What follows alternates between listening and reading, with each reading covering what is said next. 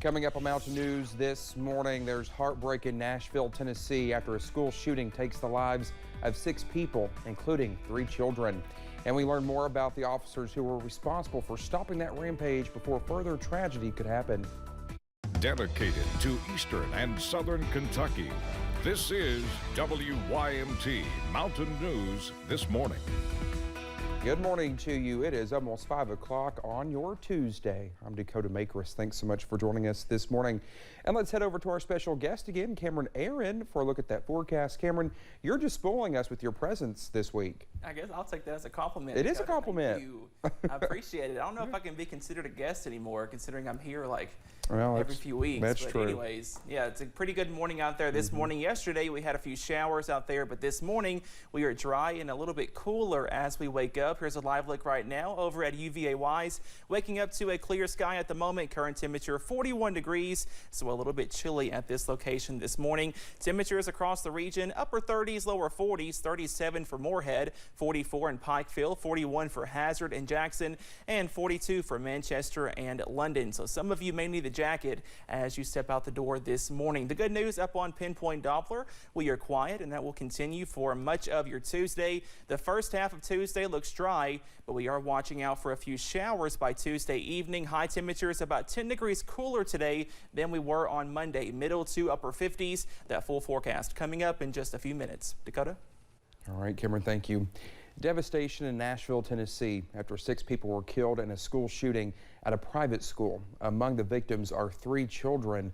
Investigators have obtained a manifesto written by the shooter and are combing through additional evidence. Steve Nans reports. An all too familiar and tragic scene at an American school, this time in Nashville, a community now in mourning.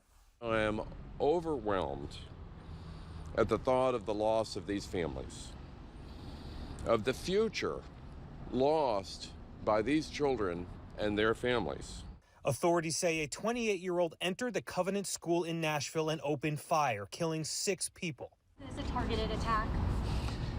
It was. The victims identified by Nashville police include 3 adults and 3 children. Police have confirmed the shooter was a former student and had detailed drawings of maps of the school, which included entry points.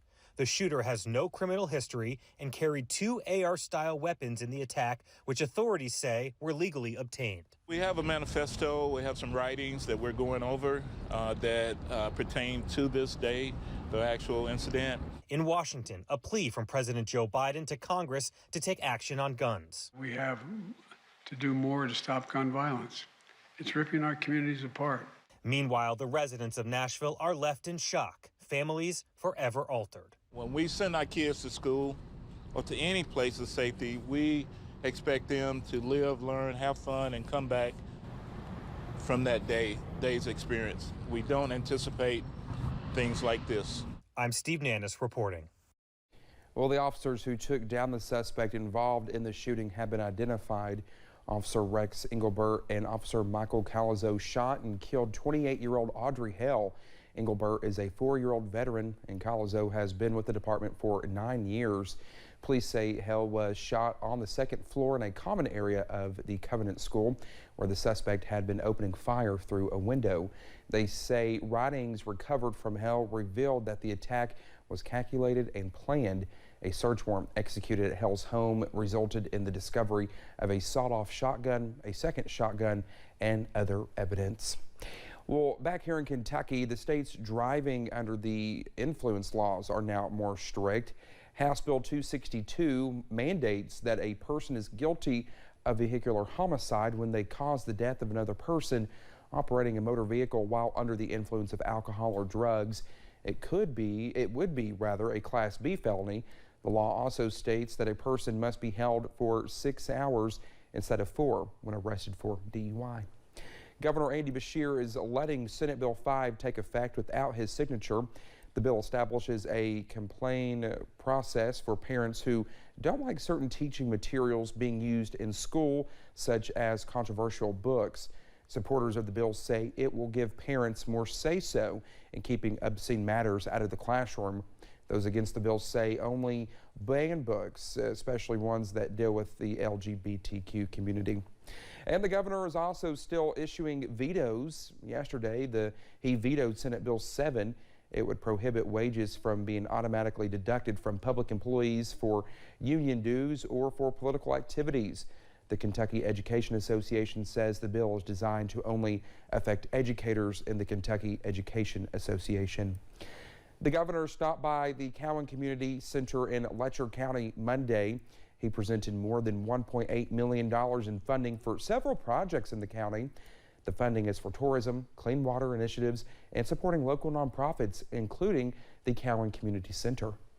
This funding will allow us to expand our operations somewhat and make those more secure, to grow other opportunities, to be able to create some sustainability.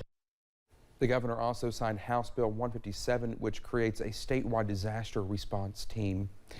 The majority of the Kentucky counties saw a decline in voter registration in the last few years. A recent purge of voter rolls revealed 82 of the 120 counties in the state experienced a decline since January 2020. The voters were removed because they were inactive. More than 130,000 voters have been removed from the rolls. Close to 4,000 voters were added in February. Both Republican and Democratic parties declined by about 3%. Well, thank you so much for getting your Tuesday morning started with the Sierra Mountain News this morning. Coming up, North Korea makes some claims involving its progress with nuclear weapons. We'll have more on that when we come back.